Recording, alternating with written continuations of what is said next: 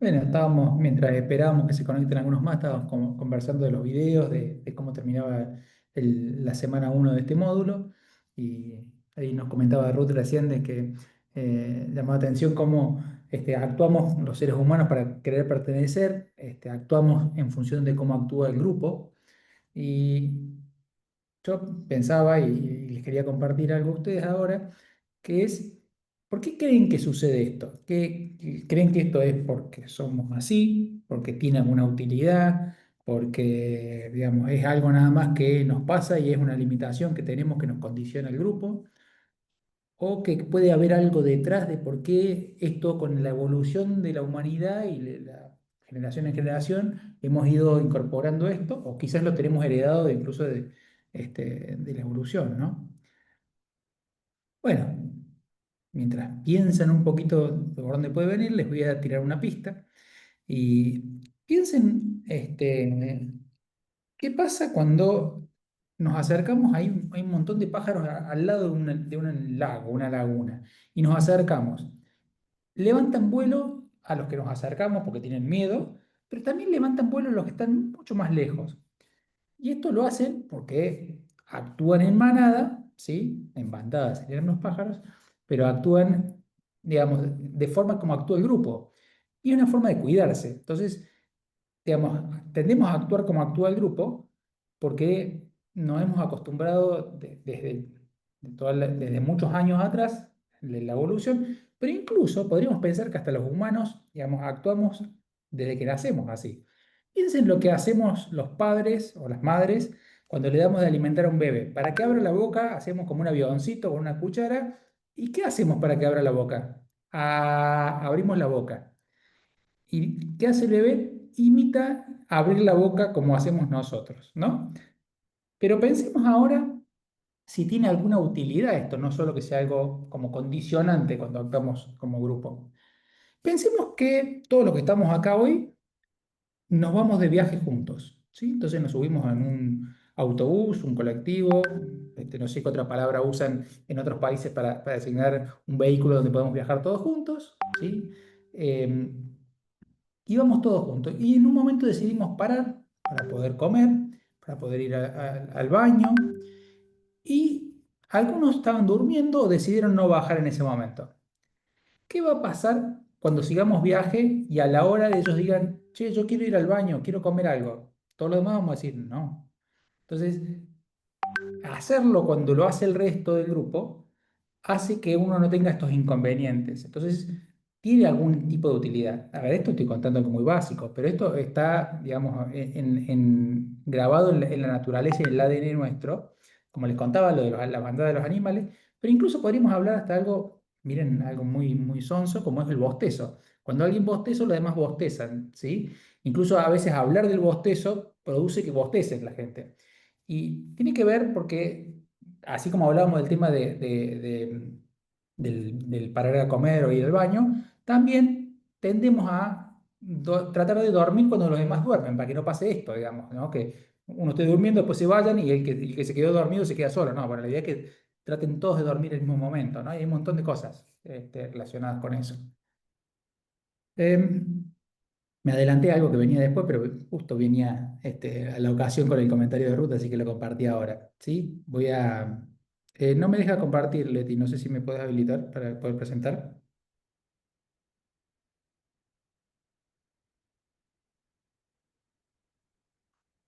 Bueno, No te mientras deja, tanto, perdón, perdón. Espera, ¿por qué? Porque sí, Elina está compartiendo.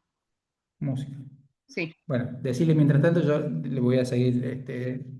Habíamos cerrado el último Zoom con el tema de, bueno, que pensábamos que la forma más fácil de por ahí de comentar cómo era un paradigma era con los lentes que vemos la realidad. Y después Elena había compartido una lectura muy linda de los lentes de carpintero, que son los lentes que nos gustaría tener, decíamos, ¿no? La mirada de Jesús sobre el mundo, sobre las escrituras.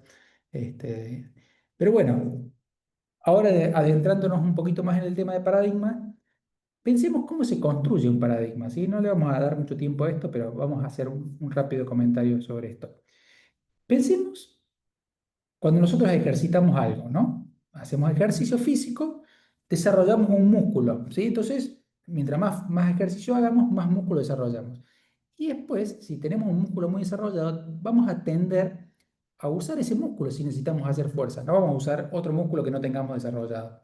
¿Por qué? Porque es el más fuerte, porque es el que más naturalmente nos va a salir a agarrar con esa mano si es la que más tenemos desarrollada. Bueno, a nivel de la mente pasa algo similar, ¿sí? Entonces, yo ahora les voy a compartir en un ratito, cuando pueda, ¿ya puedo? Proba, proba. Mi visión de cómo es por ahí la forma más fácil de explicar o cómo puedo graficar yo mejor para mí, ¿sí? Por ahí para otros es otra forma. Es un paradigma. Para mí tiene que ver mucho con esto de los mapas mentales, ¿sí? Entonces tenemos una idea y esa se conecta con otras ideas. Entonces cuando pensamos en algo, eso rápidamente dispara conectarse con otra idea. Entonces, esto de que asociamos cosas, como le pasaba al mono, que si subía, lo pensaba contra un baño de agua fría o cosas así, bueno, tenemos cosas que se van asociando y una vez que se repite varias veces un hábito, se va como estableciendo un canal. Fíjense que esa imagen que figura ahí, que no se entiende nada, pero es una imagen tomada de Google que dice, bueno, mapas mental. Es muy parecida la imagen como figura, cómo funcionan las neuronas y cómo tienen la formita dentro del cerebro. Yo no sé la verdad si el mapa mental lo hicieron similar a cómo son las neuronas y cómo se conectan, o es coincidencia, pero ayuda a esta idea de poder charlar. Entonces, cuando algo entra en nuestro cerebro, una neurona se activa y esa se conecta con otras neuronas. A medida que pasa muchas veces, como cuando desarrollamos un músculo, se va haciendo como engrosando. Y es más difícil que esa después neurona se conecte con otra distinta, porque ya está como ensanchada, como una avenida hacia la neurona que tenía conectada. Entonces, una vez que ya tenemos una idea y la vamos, digamos, afirmando, es muy difícil que podamos ver algo distinto, ¿sí? A ver, ¿qué tiene esta utilidad? Es como cuando aprendemos a andar en bici, ¿sí? O andar en auto. No es que después vamos pensando cómo tenemos que pedalear o manejar el manubrio. Ya está internalizado en el cerebro y el cerebro lo hace sin que lo pensemos o sin que sea consciente. Bueno, los paradigmas funcionan así, se van estableciendo de forma inconsciente para simplificarnos la vida, ¿sí? Esa es un poquito la utilidad de los paradigmas. Nos dan sentido, nos dan explicación y nos ayudan a hacer más simples las cosas sin que tengamos que pensar cada cosa una y otra vez. Pensemos esto bueno, ahora vamos a volver sobre eso. Iba a decir algo, pero vamos a hacer un jueguito antes porque los veo, si no, se me van a dormir. Ya no me querían participar antes que empezáramos. Así que ahora les voy a pedir que me digan ¿qué ven en esa imagen, en la de la izquierda? ¿Qué imagen ven? Ahora es momento que participen, ¿eh? Miren que si no hay democracia, sale la democracia si no participan, ¿eh? Yo veo círculos. Muy bien, ¿qué más? ¿O quién más? Hay círculos, está un cuadrado y están las letras como distorsionadas, pero se puede también leer. Vamos con la imagen primero, después vamos a ir con lo de las letras. Gracias. Un ¿Qué cubo. más? Yo veo un cubo. Un cubo, alguien escribió, Alina escribió un cubo también en el chat. Yo ¿Alguien veo ve algo distinto? un cubo y círculos de fondo. Bueno, les cuento algo. No hay ningún cubo ahí y tampoco hay círculos, ¿sí? Si nosotros elimináramos la parte negra, hay un fondo blanco nomás. Nosotros podemos imaginar como que eso que se ve como blanco dentro de esos supuestos círculos continúa una línea que se conecta con la del siguiente supuesto círculo. Pero en realidad, si borráramos la parte negra, no hay nada. Pero nuestra mente puede ver un cubo. También ve círculos, que en realidad tienen como un espacio blanco, por eso no se termina de completar el círculo. Entonces, ¿qué pasaría si viéramos una cabeza de un gato atrás de un sillón o un mueble? ¿Pensaríamos que es una cabeza de un gato? ¿O pensaríamos que hay un gato detrás del mueble y sabemos que está atrás, por eso no lo vemos completo? ¿Qué pasa si en vez de ser un gato, si fuera un tigre? Y decimos, nada, es una cabeza de un tigre, no es un tigre. No va a comer el tigre. Entonces nuestro cerebro entiende con información parcial que hay una información que podría imaginarse que hay que completarla. Entonces, se imagina que hay un tigre. Entonces, ¿qué va a pasar? El corazón va a enviar más sangre, se nos va a subir las respiraciones y vamos a estar listos para salir corriendo, ¿sí? Entonces, para eso sirven los paradigmas, porque ven el universo o la realidad que puede ser con información parcial, y antes de ver la información completa, la termina de completar, ¿sí? O podría pasar el opuesto. Como es infinita la información de la realidad, puede simplificar para entenderla sin que se nos complique el tener tanta información. ¿Alguien puede leer lo que está al lado?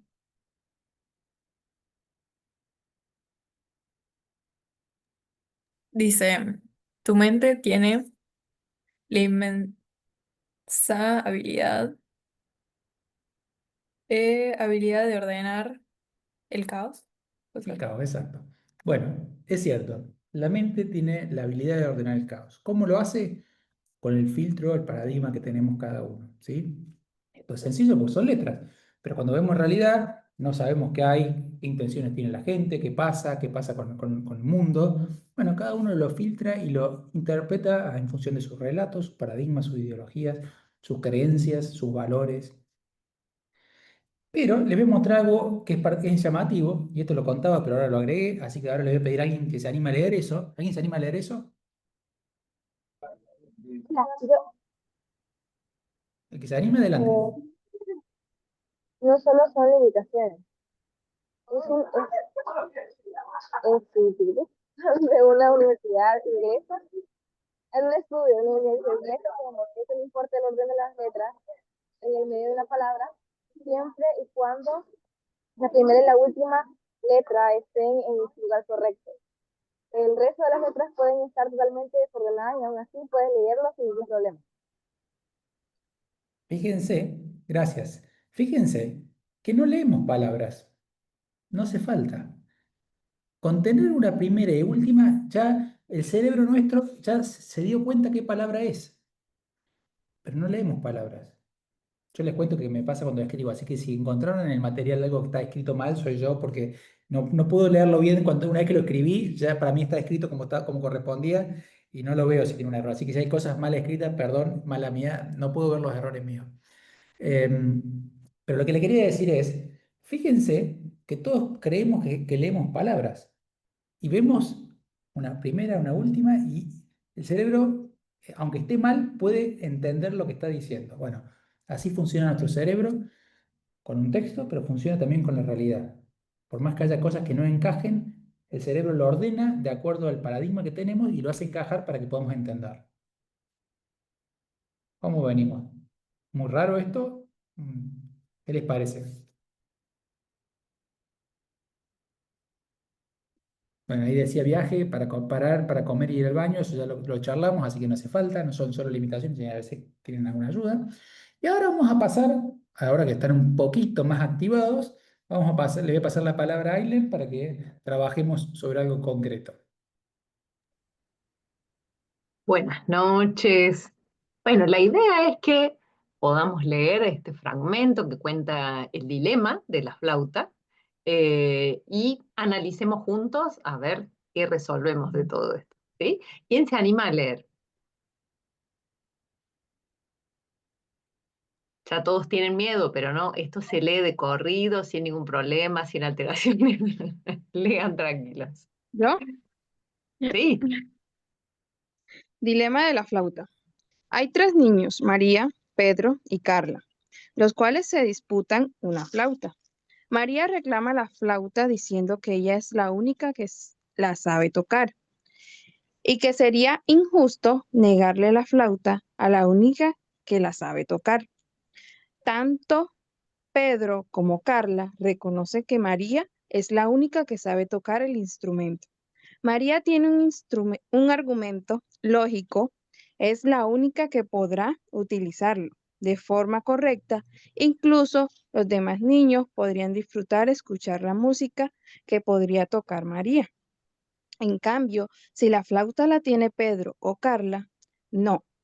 Hasta podría ser molesto escuchar un sonido de un flauta cuando el que la tiene no sabe tocarla. Pedro es pobre y que tanto María como Carla tienen miles de juguetes con los cuales jugar, pero que él no tiene nada y que tener esa flauta le permitiría tener algo con que jugar. María y Carla reconocen que son más ricas y que tienen muchos juguetes y están bien provistos de entrenamiento. Carla plantea que ella hizo el instrumento, que le llevó mucho esfuerzo durante varios meses para poder hacerlo con sus propias manos. Pedro y María reconoce que esto fue así. El argumento de Carla es muy fuerte. Sería difícil negarle la flauta. Muchas gracias. Bueno, y ahora la tarea que Ok. nos toca a nosotros es decidir, ¿no? ¿A quién sería más justo darle la flauta? ¿Sí? Tenemos tres niños, tenemos a María, a Pedro y a Carla. María es quien sabe tocar la flauta, Pedro es pobre y no tiene ninguna otro juguete y por eso la reclama, y Carla la hizo y entonces también siente que tiene ese derecho. Entonces nosotros vamos a decidir quién. Para eso vamos a hacer una votación acá, ¿sí? Va a aparecer para votar cuando Leti nos diga, y la idea es que cada uno pueda decidir quién, ¿sí? Piensen en esas opciones, quién sería más justo que se quede con la flauta. No se vale elegir dos, una sola.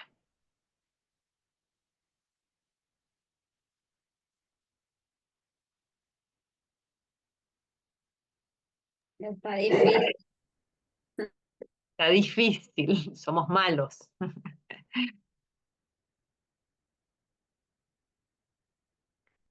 Anímense a votar.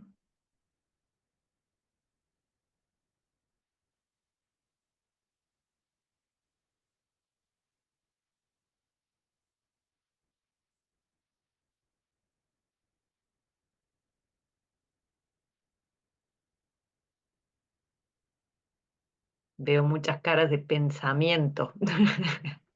Hablando de las neuronas, están a full ahí, tomando una decisión.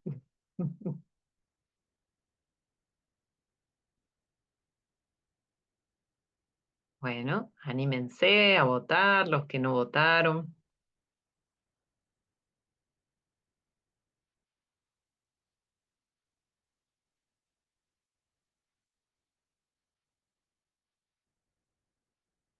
¿Cómo venimos, Leti? Bien, venimos. eh, ¿Cuántos votos? votaron, el 75% votó. Bien. Faltan, ahí va. Tenemos un ratitito más ahí, pequeño, para los que... 23 de 29. Bien. Dejamos un minutito más para si alguno seguía pensando, que tome la decisión y después mostramos los resultados finales.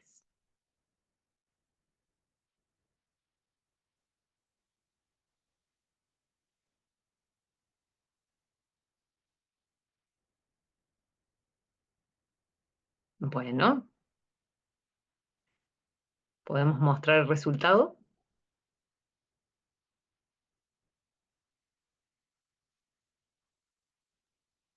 Sí. Momento de la verdad. ¡Ah! ¡Qué parejo que ha estado! ¿Todos pueden verlo?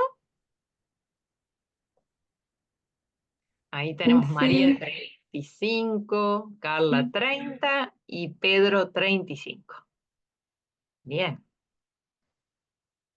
Bueno, tenemos ahí un gran dilema, porque está muy pareja la votación. Bueno, la idea ahora es que uno o dos de cada grupo puedan contarnos el motivo, ¿sí? Algunos que votaron a Pedro, otros a Carla, otros a María, que nos puedan contar por qué tomaron esa decisión. Vamos a empezar por María. Algunos que votaron a María que nos quieran contar el por qué.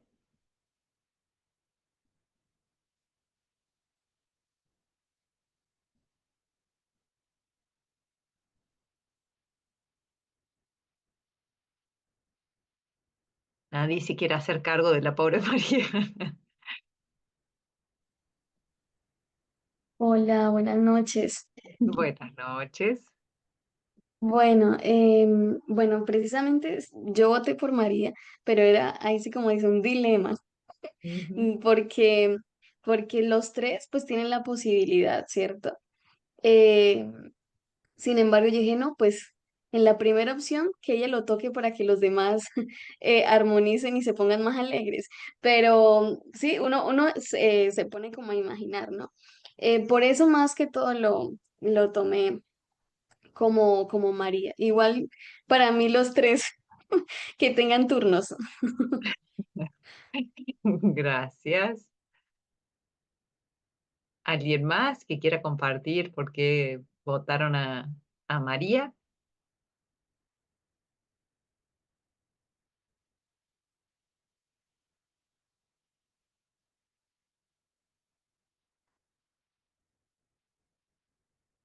Si no, alguien que votó a Pedro o votó a Carla, también pueden contar. Ahí Ruth levanta la mano. Buenas noches.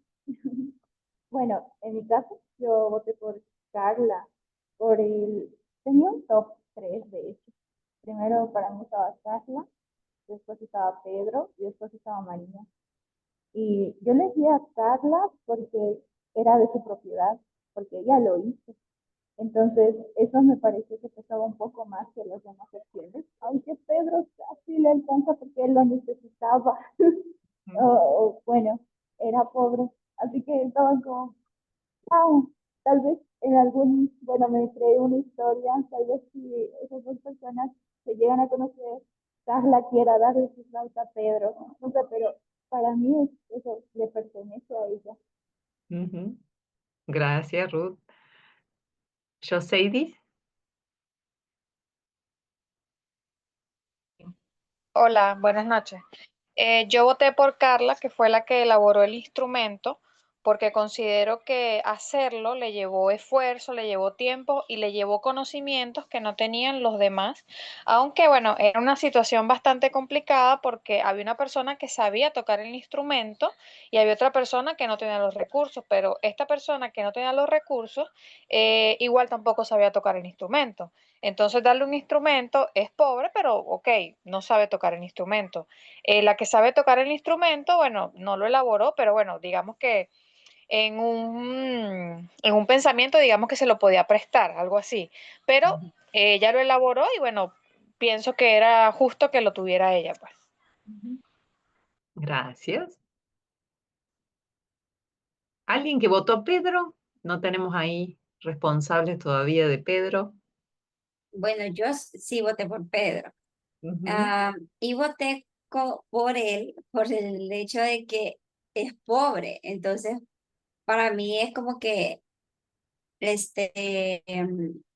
bueno, negarle a un niño algo porque no tiene dinero. No sé si me incliné mucho por la parte sentimentalista, ¿verdad?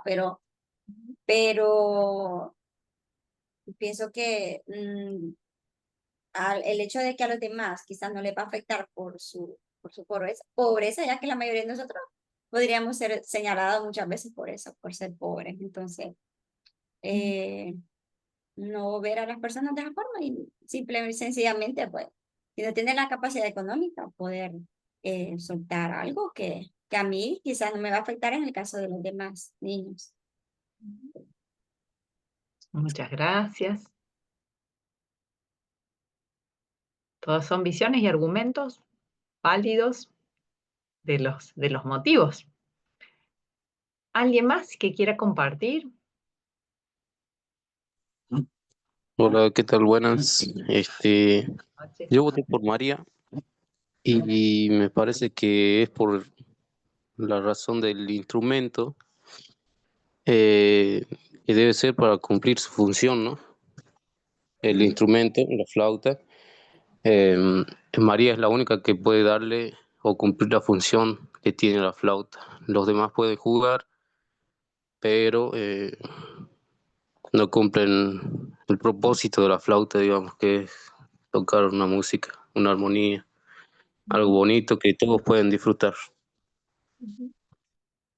Gracias. ¿Alguien más? Buenas noches. Bueno, yo voté por Pedro porque, bueno, me parecía que María sí sabía tocar y, o sea, entré igual en debate, sí sabía tocar, pero lo vi del lado de que si lo tenía Pedro, María le podía enseñar a Pedro.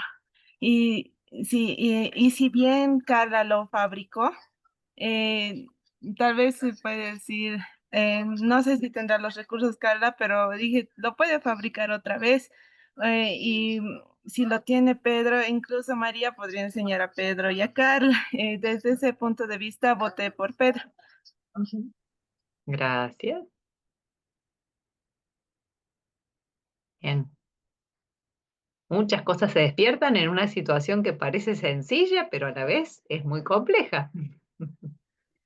Imagínense si en vez de pensarlo así en abstracto como estamos pensando, tenemos los 3 niños adelante nuestro llorando los 3 porque quieren la flauta. Ya no hay tiempo para que haga otra flauta, para que le enseñe. Están los 3 niños tironeando de la flauta y hay que decidir a quién es. No es tan simple. Siempre es más fácil sentarse a reflexionar, pensar estas cosas, pero cuando estamos en la realidad nos enfrentamos a estas decisiones. ¿Por qué creen que tomamos este tema de la justicia? Porque si yo le pregunto a ustedes, ¿justicia hay más de una o hay una sola? Y es obvia la justicia. Y cada vez que alguien decide con una justicia distinta a la que nos parece a nosotros, o tiene algún interés oculto o está cargado con una ideología, por eso no ven lo que es justo de verdad. Y nos parece a nosotros como, ¿cómo puede ser que no vean lo que es justo? Si es obvio que lo que es justo, ¿no? Bueno, les tengo una mala noticia. Todos estamos cargados de ideología, de creencias, de sentimientos, y se pudo ver en esto. No quiere decir que una esté mejor que otra. Tiene que ver con las cosas que tenemos, incluso internalizadas, bastante inconscientes. Les voy a agregar algo más llamativo, que es, se dice que estas decisiones se toman en fracción de segundo de algo que está inconsciente. Y después todo lo que hacemos de la explicación viene después para justificar lo que ya habíamos decidido. ¿Sí? A ver, no es que decidimos inconscientemente, con sentimiento. Está dentro de nuestro paradigma. Entonces, les cuento que este dilema lo tomamos de un libro de un premio Nobel de Economía que se llama Amartya Sen. Y lo que él quería explicar es que hay distintas ideas de justicia y que cada una de estas 3, cuando uno elige a uno de estos 3, está sustentado en una filosofía sobre la justicia distinta, ¿sí? Aquellos que decidieron por María, que sabía tocar el instrumento, está apoyado sobre la fase de la filosofía utilitarista. Le suena feo porque cada vez que hablamos de utilitarismo suena feo, como que usamos una persona, pero no tiene que ver con eso, tiene que ver con el poder, la mayoría puede disfrutar. Entonces, si toca el que sabe tocarlo, no la vamos a pasar tan mal el resto, digamos. Respecto al tema de Pedro, tiene que ver con la justicia distributiva, ¿sí? Que es darle a los que tienen menos para que no tengan menos, ¿sí? Para distribuir un poco. Y el que cree que tenía que Carla, que era la dueña, que imagínense, porque hablábamos de que, bueno, que Carla haga otro instrumento, tardó meses en hacerlo, está llorando en el momento, ¿sí? Tiene que ver con más una filosofía liberal, que tiene que ver con, bueno, aquel que trabajó sobre algo, no pueden manotearle y sacarle la flauta para dárselo a otro, porque lo estuvo haciendo él, pobre, digamos, el dueño. Pero no hay una respuesta correcta. Pero está bueno ver que cuando nos ponemos nosotros no es tan simple esto de que hay conceptos que son claros y son universales y que hay una sola forma de verlo, ¿sí? Entonces acá vimos un concepto de la justicia que parece que hay una sola que es indiscutida, que se puede ver de distintas formas de acuerdo a las experiencias, los sentimientos, los paradigmas y la cultura en la que nos criamos, ¿sí? Entonces, vamos a avanzar un poquito más ahora. No sé por qué se arregla. ¿Por qué? Se me pasó esto ayer.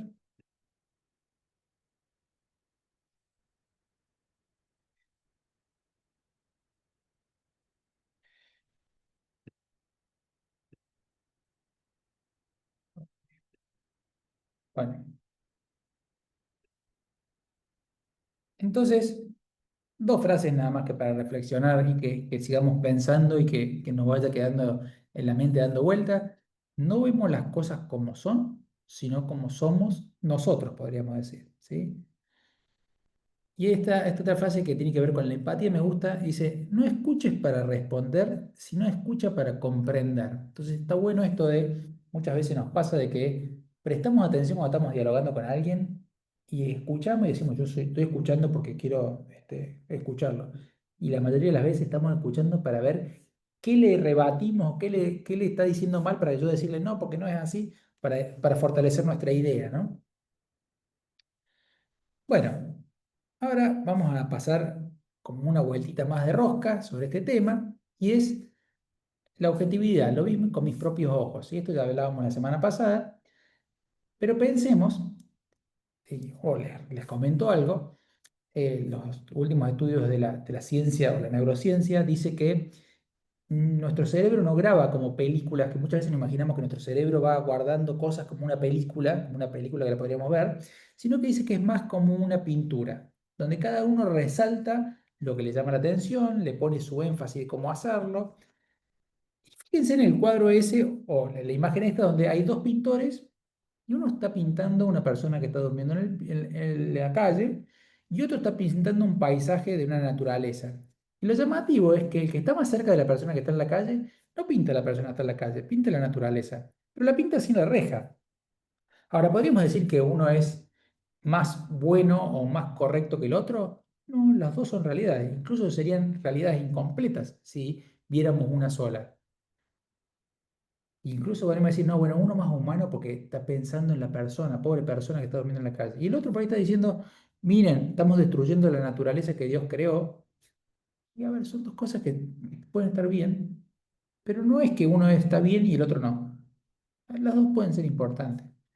Ahora, ¿por qué creen que uno pinta una cosa y el otro otra? No tiene tanto que ver con lo que hay, sino con lo que a uno le interesa, con los valores, yo diría con las preguntas que nos hacemos cuando nos acercamos a la realidad. Nosotros encontramos lo que estamos buscando, la pregunta que nos estamos haciendo, esa es la respuesta que se va a responder. ¿Alguien quiere hacer algún comentario, alguna reflexión sobre esto? Sí, yo sé, adelante. Sí, recuerdo la otra clase que comentaste algo como que, bueno, todos vemos conforme a situaciones que estemos pasando en el momento. Que, por ejemplo, me quiero comprar un carro, entonces es rojo, entonces tú vas por la calle y todo lo que ves son carros rojos. Entonces, esto es algo más como que, bueno, lo que en este momento está en nuestro interior es lo que está reflejando estas pinturas. Por lo menos esta persona está pensando en esta situación de la persona que está de calle y toda la cosa y decidió pintarlo porque es lo que está en su interior. En cambio, la otra persona que está pintando la naturaleza es lo que también está en su interior, pero no está mal ninguna de las dos. Simplemente que están exteriorizando lo que está en su mente, por así decirlo. Eso era todo lo que quería comentar. Gracias. Gracias, Joseidi. Vamos a cortar este pedacito que está grabado y lo vamos a poner para el próximo módulo, para la próxima vez que se haga el módulo este, porque lo explicó mejor que yo, Joseidi, así que lo vamos a aprovechar esto. No lo vamos a hacer sin tu permiso, Joseidi, no te preocupes. Está bueno, y está bueno cuando nos encontramos con alguien, cuando trabajamos en una comunidad distinta a la nuestra, con alguien que no conocíamos, poder pensar esto, ¿no? Que nosotros vamos con una visión de la realidad y el otro por ahí tiene una distinta. Entonces hay que salir de esa visión y de querer enseñarle, mira, vos tenés que ver la realidad como la veo yo.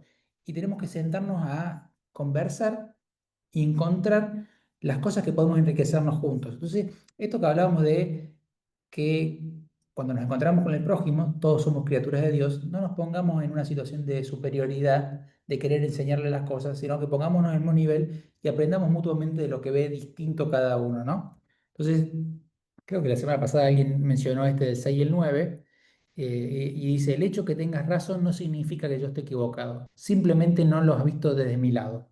Entonces la única forma para entender cómo lo ve el otro es dar la vuelta y ponernos al lado del otro o conversar. Y a mí me gusta esa frase que dice, dos orejas y una boca para escuchar más de lo que se habla. O sea, tenemos que dos orejas para poder escuchar más de lo que hablamos, ¿no? Y esto que ya lo dije recién, me estoy repitiendo, escuchar no para cuestionar y validar argumentos propios, sino para crecer, ¿no? Entonces, fíjense cómo vamos trabajando esto de la objetividad, la verdad, el encuentro con el otro, el poder construir algo nuevo creciendo juntos, ¿no? En la empatía. Y ahora vamos a pasar a hablar un poquito de el tema de los paradigmas dominantes, alternativos, los cambios de paradigma, que creo que está bueno. Acá había un video, pero no lo pasamos porque muchas veces algunos tienen mala calidad de internet, entonces se pierde mucho el video, así que le voy a contar la historia, ¿sí? Dicen que había un pueblo donde eran todos ciegos, ¿sí? Y llegó un elefante.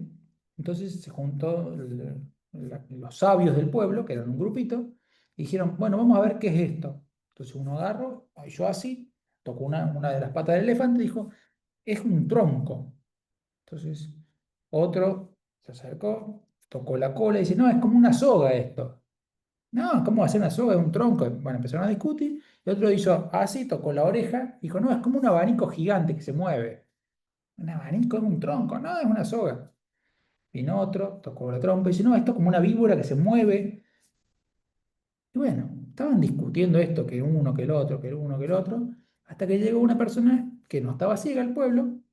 Entonces los sabios le preguntaron, oiga señor, ¿qué es esto? No, esto es un elefante, es un animal muy grande, que pesa como 5 toneladas, que tiene 4 patas muy grandes, como troncos, tiene una cola finita, tiene 2 orejas muy grandes que se mueven y que son, como podrían decir, un abanico, y tiene una trompa.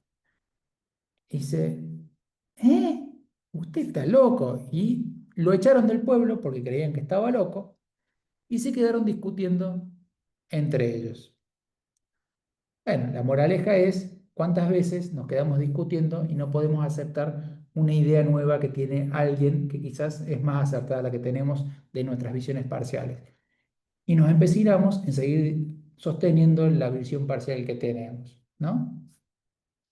Entonces, bueno, creo que en el material vieron algo del tema de paradigmas dominantes y alternativos, pero si no, les voy a contar el ejemplo más clásico a nivel de la ciencia o de la humanidad y después vamos a usar algunos ejemplos con las iglesias que nos ayudan también. Quizás el paradigma o la forma más fácil de explicar el paradigma dominante es que en la antigüedad se creía que la Tierra era el centro del universo, ¿sí? Y que el Sol, la Luna giraban alrededor de la Tierra. Pero les cuento algo, esto cambió con la revolución copernicana, cuando estuvo Copérnico, que dijo que no, que en realidad la Tierra giraba alrededor del Sol, y ahí empezó a ser sostenido y creído por la mayoría. Pero pasó que después hay algunos que incluso creen que la Tierra es plana, que nada que ver, que no es que gira alrededor del Sol. Bueno, es un paradigma alternativo. Fíjense que sigue por debajo de la sombra del paradigma dominante, pero les cuento algo. Ya había un paradigma dominante en un momento, que en el siglo 3 Cristo, estamos hablando de 1800 años antes de Copérnico, Aristarco decía que la Tierra giraba alrededor del Sol. Pero como no era sostenido por la mayoría de la gente y de los científicos y la religión y lo que fuera, era considerado un loco, un hereje, ¿sí? Un revolucionario. Dentro de la iglesia o dentro de la Biblia, ¿ven esto del tema del paradigma dominante y alternativo? ¿Qué les parece?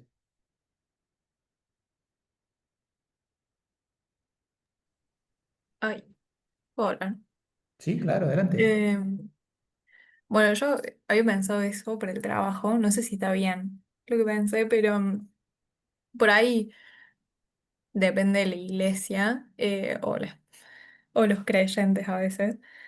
Em, Pienso que por ahí un paradigma dominante puede ser esta idea de primero una familia heterosexual, o sea, una pareja heterosexual entre un hombre y una mujer y que la familia tiene que ser esa pareja casados con hijos eh, después del matrimonio, no antes. O sea, todos los temas relacionados a cómo debería ser una familia funcional para la iglesia. Y bueno, pienso que ahora con las nuevas corrientes, con eh, nuevos pensamientos por ahí un poco más revolucionarios, que pensaba como un paradigma alternativo, es esta idea de decir, bueno, la familia tiene que ser un espacio de amor, de contención, que no hay un solo tipo de familia. Y bueno, no sé si aplica, si está bien, pero eso es lo que había pensado para el trabajo, por ejemplo. Está perfecto como paradigma dominante y alternativo. No vamos a entrar en la discusión de cuál es Sí, el sí. correcto porque no nos vamos más de acá y, digamos, la idea no es decir este es correcto, ¿cómo van a decir esta barbaridad? Es un ejemplo de que hay un paradigma dominante, que es el sostenido por la generalidad de la comunidad, y hay algunas ideas alternativas. Como les dije, normalmente los alternativos son considerados locos, herejes, revolucionarios, ¿sí? Hasta que a veces terminan siendo el dominante y los otros son los que, digamos, están equivocados.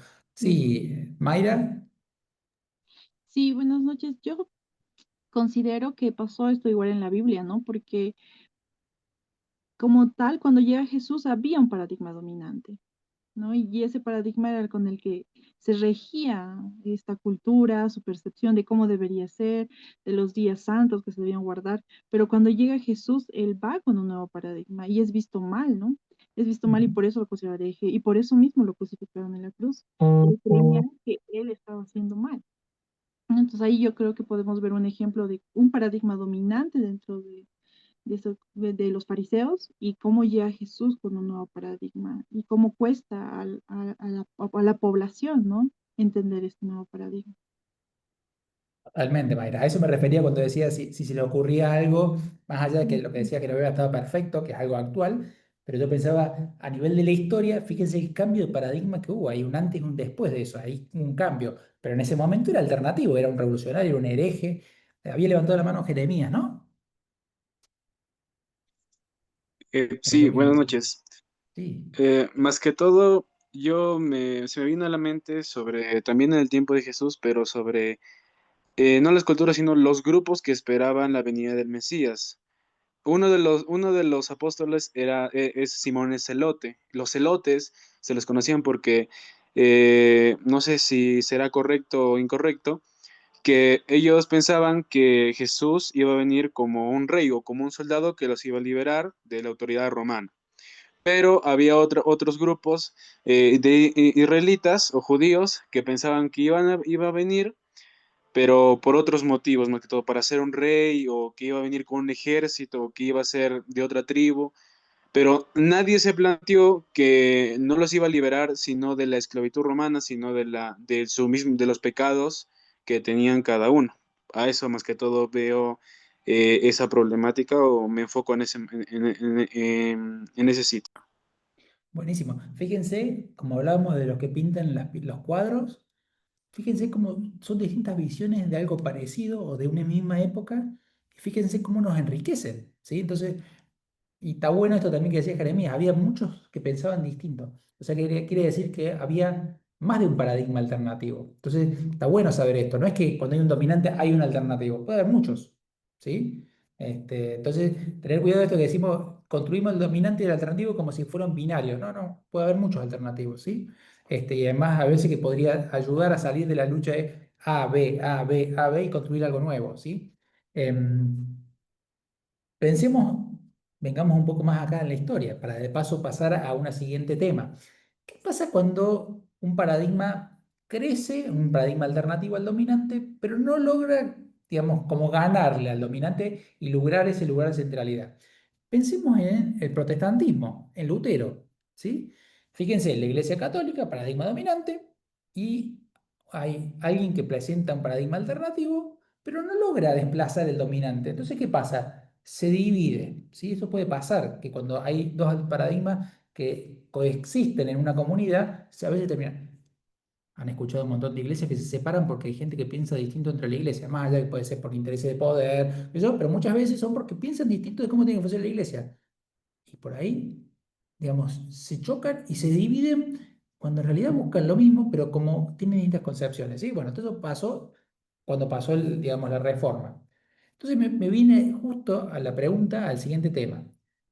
Fíjense, tanto en Jesús o en Lutero, ¿en qué lugar se producen los cambios de paradigmas? ¿Sí? Si quieren pensar otra cosa, piensen en otra cosa, ¿sí? Yo dije esos dos porque me parecía que nos ayudan por ahí para discutir dónde se producían. A ver, pensemos cuando hablamos de dónde se producen los cambios de paradigma, eh, ¿dónde estaba cuando fue, digamos, el protestantismo, la revolución protestante? ¿Dónde estaba el poder en ese momento? ¿En qué lugar físico? Estaba en Roma, en la sede donde está el Papa. ¿Dónde estaba Lutero? ¿O qué nivel jerárquico tenía Lutero dentro de la Iglesia Católica? ¿Sí? Pensemos en Jesús. El poder religioso estaba en Jerusalén. ¿Dónde nació Jesús? ¿O dónde estuvo su ministerio? Peor todavía, Jesús. Entonces, ¿qué les parece que podemos pensar? Y esto se replica y después podemos dar otros ejemplos. ¿Qué les parece? ¿Dónde se producen los cambios de paradigma?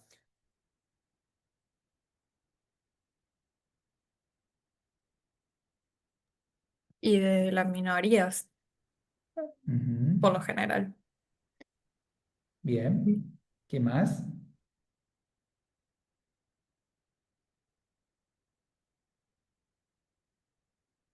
Desde las bases pusieron ahí, puso ruta ahí. ¿Qué más?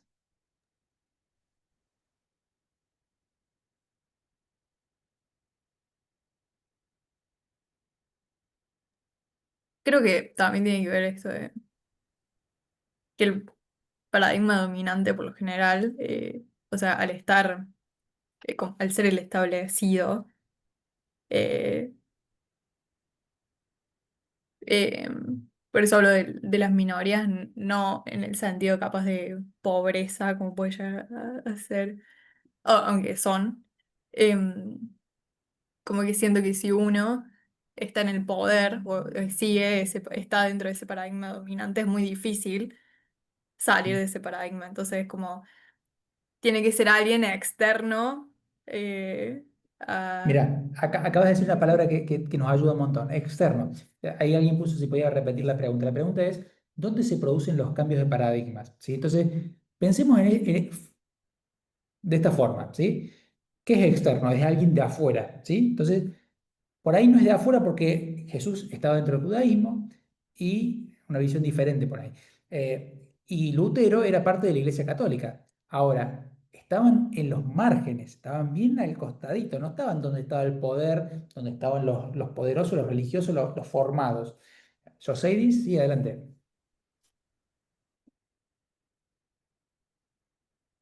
Ok, bueno, yo pienso que se presentan cuando hay situaciones que ya se comienzan a salir de control y que el de la cual él no estaba de acuerdo, pues por lo menos en el caso de Jesús, pues ok, no había cosas que a su parecer ya no estaban bien, o sea, se estaban saliendo del contexto. Entonces, él vino como que, bueno, no vine a abolir la ley, pero eh, vine a buscar la manera de que las cosas se cumplieran diferentes y se hiciera la voluntad del Padre de manera distinta.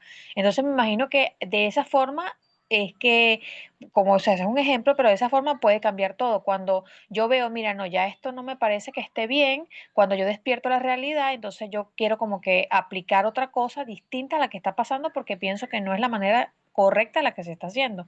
Entonces juega un papel fundamental lo que pasa en la sociedad, cómo están desarrollando y lo que yo pienso internamente como persona. Gracias, Joseidis. Voy a dar el último ejemplo con esto de la reforma de Jesús para ir a otro Y ámbito. Pablo, Sí, sí, ahí Esteban dice de donde nadie lo espera. exactamente. De De donde- nadie espera y de los márgenes. ¿Por qué? Siempre es desde los márgenes con esa persona que entra en contacto con alguien distinto o del nuevo, del inmigrante, del recién llegado, del que no está formado hace 40 años en la estructura y pensemos religioso, pensemos dentro de un partido político. Es muy difícil que los cambios políticos se produzcan dentro de un partido que está hace 50 años en el poder. ¿Sí? Normalmente es un partido distinto y que viene de otro lado, que tiene contacto con gente que piensa distinto. ¿Por qué? Primero Ah, porque el que cree algo y está formado hace muchos años, está tan convencido de que eso es así, que es muy difícil que pueda escuchar al que piensa distinto. Está más preocupado de sostener y cuidar que se vele por eso que cree que funciona así. También puede ser alguno interesado para sostener el poder, digamos, ¿sí? Pero hay muchos que son tan convencidos de que eso es así. Entonces es muy difícil que logren ver algo distinto. Pensemos en una idea distinta. Piensen en sus países, ¿sí? Piensen en la gente que vive en la capital. Y si hay alguno que vive cerca de una frontera con otro país, piense si tiene más cosas en común con la capital o con el país vecino. ¿Sí? Piensen, incluso puede ser otra idea, pero sí, pero fíjense que en los márgenes donde nos encontramos con alguien que habla un lenguaje distinto o tiene una cultura distinta, pueden surgir ideas nuevas, palabras nuevas, para describir cosas que no se le imaginan allá, porque hablan todos de la misma forma. Entonces, Eh, en el cruce con otros, pueden surgir cosas nuevas. yo Pensemos, por quería, ejemplo, sí, adelante. perdón, yo quería compartir que en este caso también, en lo personal, me ha pasado que a veces se da en los mismos entornos de personas que, entre personas con mente abierta. O sea, que no están no están predispuestos a discutir o a confrontar las cosas. En mi caso, eh, he tratado como de rodearme de personas con eso, personas que pues tengan la confianza en esta parte, que conozcan mucho sobre, en este caso, sobre la doctrina y que viven estudiando. Entonces, eso en mi caso ha sido muy provechoso saber de que estoy rodeada o puedo rodearme de personas no necesariamente conflictivas en ese caso, ya que muchas veces, como estamos comentando, cambiar esto en muchas personas es muy difícil, es muy duro por el miedo, como lo mencionas tú. Entonces, nosotros creo que el cambiar de nuestros entornos o las personas con las que nos rodeamos también nos ayudará a abrir nuestros pensamientos y a entender que ahí es donde se producen también los muchos cambios. En este caso, los paradigmas pueden ser alternativos o positivos. Gracias. Bueno, ahí diste con algo más, digamos, con quién uno se rodea. Pensemos una cosa, además, además de la zona de frontera, de los márgenes, del recién llegado o el que viene de otra cultura, ¿sí? Porque pensemos, puede ser un inmigrante que se reúne con nosotros y nos enseña cosas nuevas, a nosotros a ellos. Pensemos el que viene de otra ciencia, ¿sí? Hay muchas veces cuando se encuentra un científico con un artista y descubren algo nuevo, porque hablan como idiomas distintos y cuando se mezclan salen cosas nuevas. Ahora, algo que es interesante es, ¿qué piensan ustedes? ¿Qué es más fácil? ¿Que cambie de paradigma alguien que tiene 80 años o alguien que tiene 18?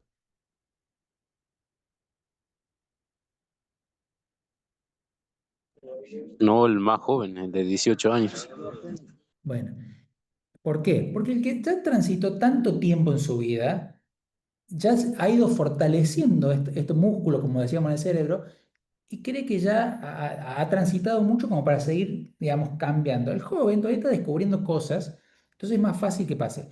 Eso no quiere decir que sea ley y que, que la persona más grande no pueda cambiar de paradigma y el joven por ahí puede ser estructurado y no puede cambiar, ¿sí? A ver, pero es más fácil. Entonces, también los jóvenes tienen más posibilidad de cambiar de paradigma. Por eso está buenísimo un grupo de jóvenes que quiere hacer cosas porque tienen mucha más posibilidad de flexibilizar y encontrarse con el otro cambiando cosas y construyendo cosas nuevas. Entonces, a nosotros nos encanta trabajar con grupos de jóvenes por esta posibilidad. No quiere decir que no pase con otros grupos, con otra gente mayor, y yo soy un poquito más viejo, así que por ahí tengo un poco la mente abierta. Parezco medio loco, ¿no? Estoy revolucionario o hereje, así que bueno, no se asusten. Este, pero quiero tocar un tema más antes que después partamos a los grupos a trabajar. Igual siéntanse libre de seguir compartiendo, todos nos enriquecemos. Como les decía, no se guarden cosas porque aquello que tienen en la mente por ahí lo edifica y lo ayuda a algún otro, ¿sí? Eh, pero hay un tema más que quiero compartirles. Otra vez hice lo mismo. Eh,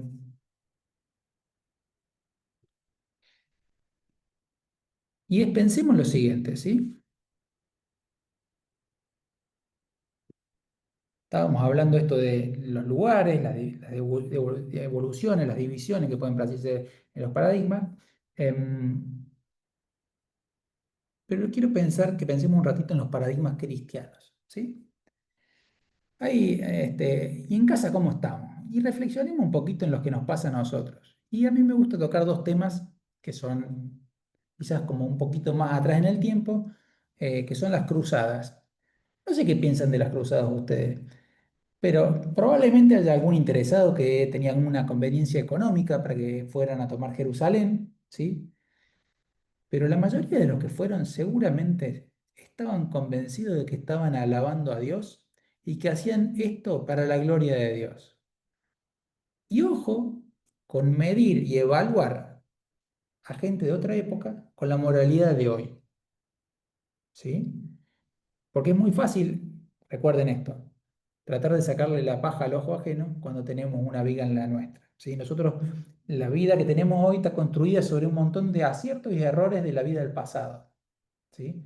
Entonces, nosotros nos apoyamos en el conocimiento de otro. Pensemos una cosa, si nosotros quisiéramos, hoy tenemos mucho menos conocimiento individual que una persona que vivía casi en la edad de piedra. La persona que vivía casi en la edad de piedra tenía que cocinar, cazar, hacer las herramientas, hacer la ropa, cuidarse de los animales. ¿Alguno de ustedes puede hacer todo eso? Y ustedes dicen, no, pero nosotros tenemos más conocimiento. Tenemos los teléfonos hoy. ¿Saben que todos sabemos usar el teléfono, pero nadie en el mundo podría construir un teléfono desde cero? Porque tendría que conocer de electrónica, de minerales, de plástico, de electrónica, de radiación. Es imposible que uno haga todo. Sí, como sociedad, como conjunto, tenemos muchísimo más información y conocimientos. Pero ahí dependemos de la vida social, ¿sí? Esto de que, bueno, todos nos ayudamos en todo. Pero fíjense que incluso en el presente usamos los conocimientos del pasado, hemos acumulado y hemos construido sobre eso. Entonces, ojo con señalar el pasado, claramente hay cosas que están mal, pero esto de, como yo, qué barbaridad. Pensemos, los países cristianos son los que más sostuvieron y mantuvieron la esclavitud en los últimos años. Estados Unidos, Inglaterra, Sudáfrica. Fíjense, es una barbaridad que hablemos de que los países cristianos tenían o sostenían la esclavitud, ¿no? ¿A quién le parece que no es una barbaridad esto? Creo que a todos. Ahora, pensemos más cerca en el tiempo. Hemos pasado de hablar de recursos naturales a la creación y el cuidado de la naturaleza como creación de Dios. Y esto es un cambio de paradigma que se está dando más recientemente. Quizás ya está logrando ser casi el paradigma dominante, pero el cambio ha sido en las últimas décadas. Ahora, pensemos cómo nos van a ver de acá 50 o 100 años. Y van a decir, estos se decían cristianos, miren lo que hacían, no cuidaban esto, no hacían esto. Entonces, ojo con señalar a los demás y nosotros tenemos muchísimo para cambiar y mejorar. Creernos que hoy tenemos la mejor versión y que no podemos seguir creciendo en la palabra es una soberbia y un riesgo de ser dogmático en algo que tenemos mucho para crecer todavía y que caigamos en los errores de lo que cayeron, que sostenían estas ideas en el pasado, ¿no? Esto de salvar armas no lo voy a mencionar porque con Alex lo vamos a conversar en el próximo módulo, así que no lo vamos a hablar hoy, pero son algunas ideas sobre las cuales empezamos a hacer como un nexo con lo que viene en el siguiente módulo. Y por último, esto de ser facilitadores tiene que ver cómo nos relacionamos con el otro, ¿sí? Cuando vamos al encuentro del otro, si nosotros vamos con yo tengo la verdad y tengo que llevársela a los demás y tengo que enseñarles porque ellos no saben, volvemos casi a la pregunta del principio. ¿Qué es enseñar? ¿Qué es predicar? ¿Qué queremos enseñar? Bueno, nos estamos poniendo en una situación de superioridad. Somos todos creación de Dios y podemos bendecirnos entre todos. Entonces, pongámonos como hermanos y como hijos de Dios al lado, para que en el diálogo, en el encuentro del otro, poder ponerlo en el lugar del otro, podemos enriquecernos y podemos ver cómo ve la realidad, cómo pinta ese cuadro, cómo lo pinto yo, y podemos construir algo muy superior a eso. Bueno, no sé si alguien quiere compartir lo que siente, lo que piensa, lo que le va surgiendo en este momento. Pero bueno, esto es un poquito lo que queríamos compartir hoy y la idea es que ustedes siéntanse libres de compartir porque nos enriquecen en cada momento. No sé si Aileen querés agregar algo más o cualquiera. Me quedé pensando en esto que decía Jennifer de rodearnos con gente que es distinta a nosotros, aunque es mucho más cómodo por ahí estar con personas que piensan lo mismo que nosotros, que hacen lo mismo que nosotros, que tienen la misma historia, que tienen la misma cultura, ¿no? Y el hecho de poder encontrarnos con otros que son distintos, bueno, nos desafía y nos lleva a tener nuevas preguntas. Y eso dispara algo nuevo. Bueno, este es un primer ejercicio. Seguramente han tenido la posibilidad quizás de encontrarse con otros. Y si no acá, también podemos hacer ese ejercicio de encontrándonos de lugares distintos y trayectorias distintas, historias distintas y enriquecernos. Me diste el pie para hacer dos comentarios que están interesantes. Uno, últimos descubrimientos sobre cómo trabajar la mente para que no envejezca la mente y no tener enfermedades neurodegenerativas. Es aprender idioma, pero también relacionarse con gente que piensa distinto, de distintas culturas, de distintos niveles sociales y de distintas edades. Eso no quiere decir relacionarse con gente que sea flexible solamente, también juntarse con gente que no es tan flexible, ¿sí? Nos ayuda a aflojar también nosotros, porque seguramente si alguien no es flexible, nosotros nos endurezcamos en esa situación. Entonces hay que trabajarlo y nos ayuda a tener una salud física, además de enriquecernos como personas, ¿no? Eso por un lado. Y por el otro, está bueno esto de poder encontrarnos a trabajar, pero bueno, no quiero, no, estoy robando cosas del módulo siguiente. La idea es que cuando nosotros vamos con las manos abiertas, también tenemos las manos abiertas para recibir. Entonces, es un ida y vuelta, ¿sí? Nos ayuda a todos. Pero no voy a spoilear más.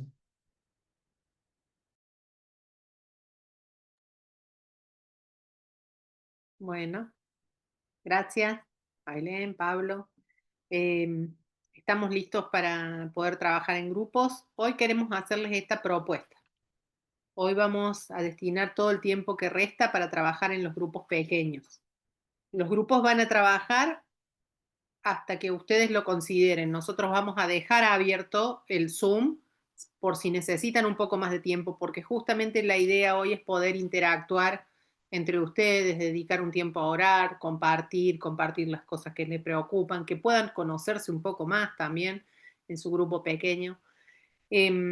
Una de las facilitadoras, que también vamos a estar pidiendo a Dios por ella, el Emi está con migraña, entonces vamos a juntar al grupo 5 y 7, creo que es Leila. Sí. Que hay algunos menos en el grupo 5, así que son los dos grupos que son un poco más chicos, así que los vamos a juntar a esos dos grupos. Y bueno, tienen ustedes las consignas allí. No vamos a sacar una foto general, sino que les vamos a decir que se saquen una foto en el grupo pequeño y nos mandan después esa foto para que nos quede el registro. Alentarlos a participar, a prender la cámara, abrir los micrófonos, no se la hagan tan difícil a Geno, a Joyce y a Lina que van a estar facilitando, sino que aprovechen este tiempo para participar, porque a veces no nos animamos a participar en el grupo grande, pero en el grupo pequeño es el momento de que todos podamos tener la palabra. Así que aprovechen ese tiempo y ese espacio. Así que, si ya estamos listos, nos vamos para los grupos. Y nos encontramos la próxima semana a la misma hora en el mismo link.